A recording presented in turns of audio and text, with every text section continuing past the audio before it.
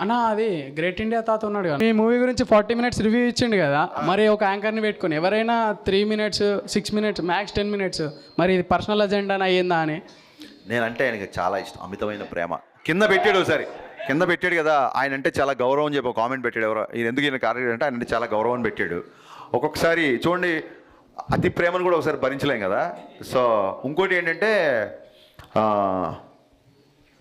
Cinema ఆయన review పెట్టాడు అన్నారు కదా, సినిమా రివ్యూలో అది ఖచ్చితంగా ఎవరు ఏ సినిమా అయినా రివ్యూ చేయొచ్చు. రివ్యూల గురించి ఎప్పుడు నేను మాట్లాడలా.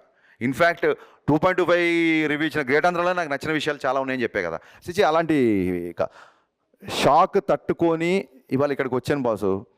ఆయననో ఇంకోళ్ళో ఎలా బాసు లైట్ అన్న. ఇంకోటి ఓజీ గురించి మీ ఫ్యూ వర్డ్స్ గ్లిమ్స్, ఓజీ గురించి ఫ్యూ వర్డ్స్. ఓజీ టీజర్ నాకు చాలా ఆశ్చర్యం వేసింది. సుజీత్ గబ్బర్ సింగ్ అప్పుడు థియేటర్లో టర్బైన్ కట్టుకొని రెడ్ డవల్ కట్టుకొని తిరిగిన ఒక అబ్బాయి ఒక ఓజీ లాంటి ఆ టీజర్ చూసి దానికి మా బావ తమన్ మ్యూజిక్ చూసి I'm can't wait to watch the entire film. All the best Sujith, కుమ్మేశాడు. థ్యాంక్స్ అన్న.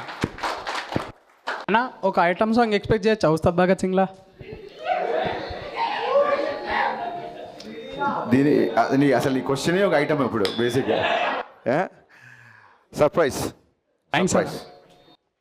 హలో అన్న, నేను Praneeth. First of all thanks అన్న, మాకు గబ్బర్ సింగ్ లాంటి కంబ్యాక్ మూవీ ఇచ్చినందుకు. అండ్ అడగనీకి ఏముందంటే అన్న, మీ మూవీలో ఒక డైలాగ్ ఉంది అన్న, పని పాట లేని పకోడిగాళ్ళందరూ ఇదే పని మీద ఉంటారని. అది దేన్ని ఉద్దేశించి అన్నారన్న?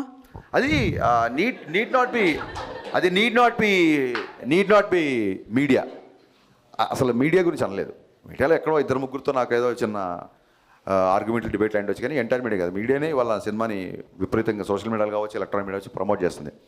ఊళ్ళల్లో కొంతమంది ఉంటారు ఆ వీధుల మీద కూర్చొని, లేకపోతే చెట్ల కింద కూర్చొని, టీ బాటిల్ దగ్గర కూర్చొని, వాళ్ళకి ఏమీ తెలియదు. ఒక్కోసారి మన పక్కనే ఉంటారు, మన ఫ్రెండ్స్లో ఉండొచ్చు, మన చుట్టాల్లో ఉండొచ్చు.